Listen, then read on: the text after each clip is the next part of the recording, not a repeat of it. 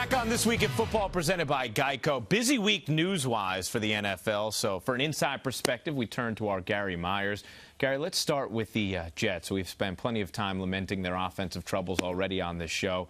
The question is, what do they do at quarterback moving forward? Let's start with this aspect of it. Do you think they're going to end up drafting another quarterback this upcoming season? You know, I think a lot depends on what happens with Geno Smith over the last month of the season. If suddenly the arrow starts pointing up by the time they play in Miami in the final game, then I think there's a chance that he would come back as the guy. But if he continues to struggle, would they draft one? I'm going to say there's no indication that's going to happen based on the way he's going to play. So I do think there's a very good chance they invest a first-round pick in a quarterback next May. There could be 5 or 6 quarterbacks that go in the first round. Now, Teddy Bridgewater of Louisville and Marcus Mariota of Oregon, they're going to go very high. The Jets won't have a shot at either one of those guys, but there'll be some other quarterbacks that go a little further down in the first round. Maybe Johnny Manziel, just throw that name out there, or Derek Carr from Fresno State. They don't have a lot of money invested in Geno Smith. He was only a second-round pick. If they decide at the end of the season they've seen the best that the guy is going to have to offer, I think there's a very good chance that they'll draft somebody.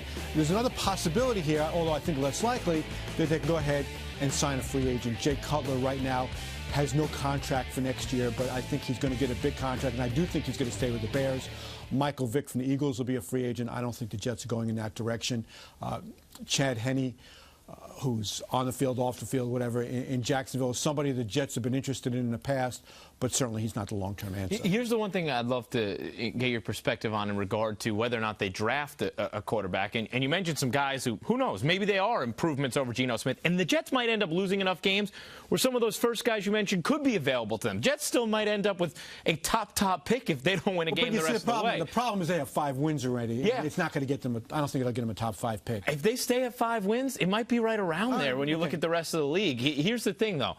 If they draft a quarterback, he's still playing with the same weapons they have right now, right? So, I mean, is that quarterback going to be in any better situation than Geno Smith? That's the evaluation that John Idzik and Rex Ryan, if he's the coach or whoever the coach is going to be, have to make.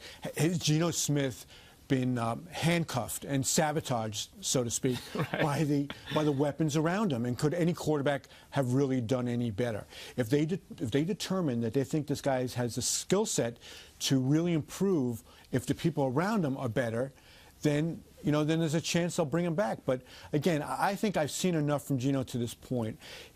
To me, Ryan, he's just not accurate. Mm-hmm. And despite the quality of the receivers, when they are open, and it's not all that often, right, he's missing them badly. How about Hakeem Nicks? He has not found the end zone this season. 664 yards. It's not the worst season in the world. He still could end up around 1,000. But, for him to not find the end zone at all, what ends up happening with him as he goes into his free agency? Well, it's almost a full calendar year since he scored a touchdown, which is amazing. And you figure that in his contract year, traditionally guys have their best years in their contract years. They're trying to get a new deal going forward. But whatever is going on with him, whether it's the injuries that have had him in and out of the lineup, on and off the field, or the pressure of playing for a new contract, clearly he's just not the same player this year. And I know the Giants are frustrated with what's going on.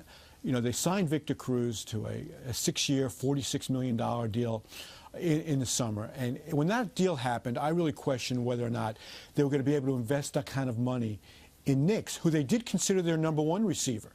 So to put all that kind of money in one position, I thought was unlikely. Now the fact that Nicks hasn't played nearly to the level that they expected, I think the only way he's back is if there's no market for him, and he just comes back maybe on a 1-year deal and tries to play well next year and get a longer-term deal in 2015. Well, see, that's the interesting thing. I mean, Victor Cruz often plays much better when Hakeem Nicks is in that lineup and at his best. So do you think that his poor year may actually make it more likely for him to stay because there may not be that market, as you say, and he could be at a discounted price? Yeah, I think the market will drive it. I think the Giants would like to have him back at the right price because they know he has been a great player for them.